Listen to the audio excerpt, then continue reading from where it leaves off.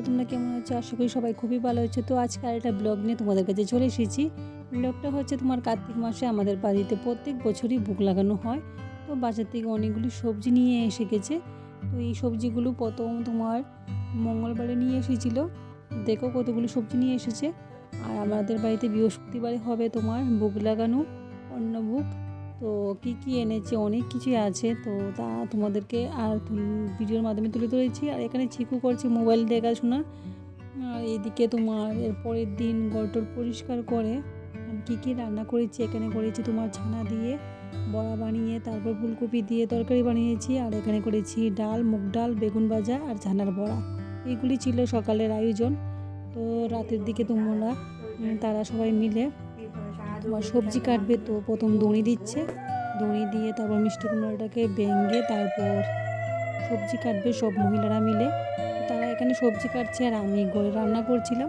তো এখানে দুইজন মহিলা তারা খাবে, তারা তোমার পরের দিন আমাদের বাড়িতে রান্না করবে। যে দুইজন রান্না করবে তারা শুধুই খাবে, আর তারা মিলে খাবে না, তারা তাদের বাড়িতে গিয়েই খাবে।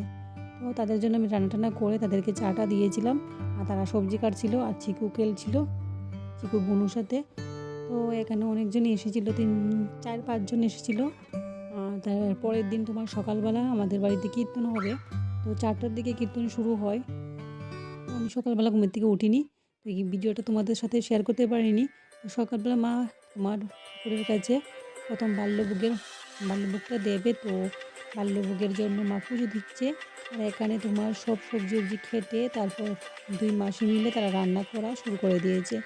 আর এইদিকে তোমার আরও 2জন মাসি মিলে তোমার এদিকে পুরি, সুজি এগুলিও করে নিচ্ছে। তো আমাদের এখানে সকাল থেকে শুরু হয়ে গেছে, কারণ 12টা 1টা আগে বাল্যভোগটা মানে অন্নভোগটা দিতে হবে ঠাকুরকে এখানে। তো আগে গিয়ে শুরু করতে হবে। তো এখানে সারাদিন 3-4 জন মিলে রান্না শুরু করে দিয়েছে। অনেকেই হেল্প করছে, দিয়ে কেটে দিচ্ছে তোমার যা যা লাগবে। তো মা প্রথম তোমার বাল্যভোগের পুজোটা দিয়ে নিয়েছিল। তো আমরা এখানে এখন বাল্যভোগের প্রসাদটা খাবো।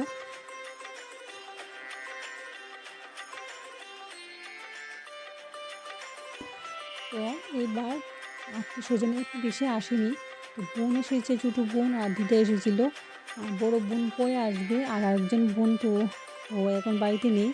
আর ছোটো বোনের মেয়ের হয়ে গিয়েছিলো সর্দি, তো শরীরটা ভালো ছিল না, আমার কুলেই ছিল, নাক দিয়ে জল পড়ছিল। আর দিদা এখানে বসে গেছে প্রসাদ খাওয়ার জন্য। আমিও প্রসাদ নিয়ে নিয়েছি। এটা হচ্ছে তোমার বাল্যভোগের প্রসাদ। তো এখানে চিকু আর ছোটো বেবি আর 2জন মিলে খেলাধুলা করছে চাটি বিষিয়ে। আর আমি ওদেরকে একটু ভিডিও করে নিলাম। তো মা আবার তোমার অন্নভোগ দিয়ে সে পুজো দিচ্ছে। তো এরকম পুজো দিচ্ছে, ভালো করে ভিডিওটা করতে পারিনি, যেটুকু পেরেছি তোমাদের সাথে শেয়ার করেছি। তো পুজোর ভিডিওটা দেখতে থাকো বন্ধুরা।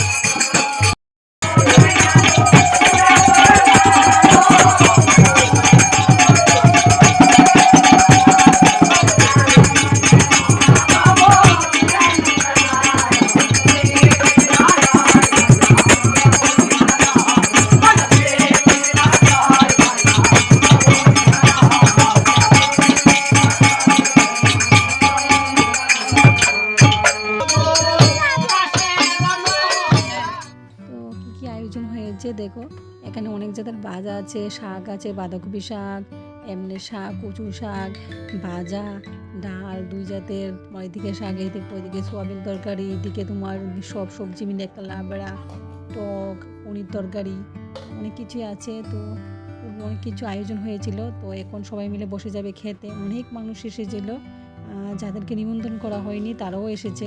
তো ভালোই লাগলো, ভগবানের একটা তোমার তো ঠিকই ভগবানের আশীর্বাদ আমাদের এখানে আছে বলেই এতজন মানুষ এসেছে, কিন্তু প্রসাদের অভাব হয়নি। আর একটা ভগবানেরই আশা যে দেখো, বাড়িতে এত মানুষ এসেছে তবুও প্রসাদ কম হয়নি, কিন্তু আগেও পরেও প্রসাদ ছিল।